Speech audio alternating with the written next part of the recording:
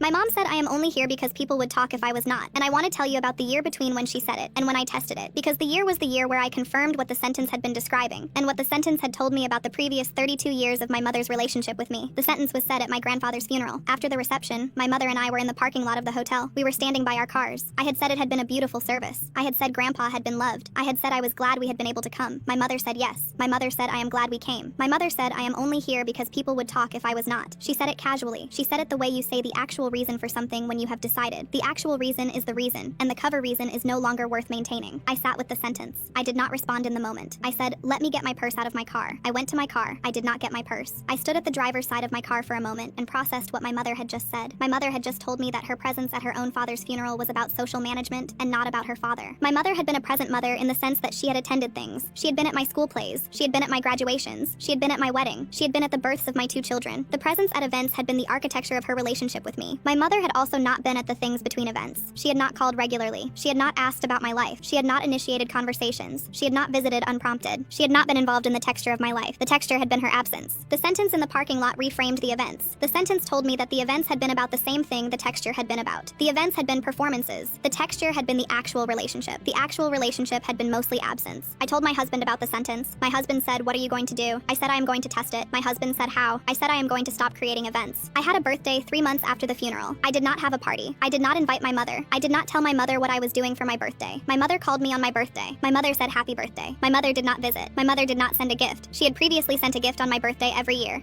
My older daughter had her 9th birthday 4 months after my birthday. I did not invite my mother. I told my mother about the party afterward. My mother said you did not invite me. I said no. My mother did not press. My mother let it go. I had a work milestone 5 months after that. I was promoted. I did not tell her. My father called my mother to tell her because my father did not know I had not told her. My mother called me. My mother said your father said you were promoted. I said yes. My mother said congratulations. My mother said well, I will let you go. My mother did not send flowers. My mother did not visit. My younger daughter started kindergarten 6 months after that. My mother found out 2 weeks later when I mentioned it casually. My mother said, wait, when did Anna start kindergarten? I said 2 weeks ago. My mother said you did not tell me. I said, do you remember at Grandpa's funeral when you said you were only there because people would talk if you were not? My mother said yes. I said I have been testing it. I said I have not been telling you about milestones for a year. I said I have been watching what you do when there are not milestones to attend. I said you have not been doing anything. I said you have been letting me drift away. My mother said I do not know what to say. I said, do you want to be in my life in a way that is not about events? My mother said I do not know how. I said I am asking you to learn. I said you start by calling me. I said you start by asking about my life. I said you start by visiting unprompted. I said the events have been the cover. I said you have been hiding behind the events. I said you have been showing up to the events to look like a mother, and you have been not showing up to the texture because the texture is harder. I said I am asking you to do the harder thing. My mother said okay. My mother said I will try. She has been trying for 2 years. Riley calls every Sunday now. She picked Sunday. The calls are short. Sometimes they are 10 minutes. Sometimes they are 15. The calls are awkward sometimes, but she calls every Sunday. She has not missed a Sunday in 2 years. She asks about Eliza's school now. She asks by name. She asked about Anna's kindergarten teacher by name, which she never did before. That was new. That was texture. Riley visited unprompted twice in the past year. The first time she called on a Wednesday and said, I was thinking about coming this weekend. Would that be okay? And I said yes, and she drove 6 hours, and she came. She did not have a reason. There was no event. She came, and she spent the weekend sitting on the couch watching the girls play. On the second day of that visit, I walked into the living room and I saw Riley watching Anna draw at the coffee table. Riley had tears in her eyes. She did not know I was standing there. She was just watching her granddaughter draw a picture, and she was crying. I felt something I had not felt in a long time. I felt hope. I felt hope that the texture was real, and not just a new kind of performance. I told Mercedes about all of it. Mercedes is good at asking the question you do not want to answer. Mercedes said, do you believe it? I said, I want to. Mercedes said, that is not the same thing. I told her the truth. I had been keeping a mental ledger. Every time Riley called on Sunday, I put a check in my head. Every time there was a silence between Sundays where she could have reached out and did not, I put a mark. I had not stopped testing my mother. I had just made the test quieter. A few weeks after that conversation, Claudia said something to me. We were in bed. The girls were asleep. He said, I am worried about you. You are waiting for her to fail. I said, I am waiting for her to prove she will not. Claudia said, those are the same thing. I did not have an answer. Both things meant I was watching. Both things meant I was measuring. I was still the woman with the data points. I had just changed what I was counting. Then something happened that I was not ready for. I got a call from Barney, my father. Barney called me on a Thursday evening. He sounded careful. He said, I talked to Eliza today. She told me you have been going to the doctor a lot. I felt my whole body go still. I had been having medical tests,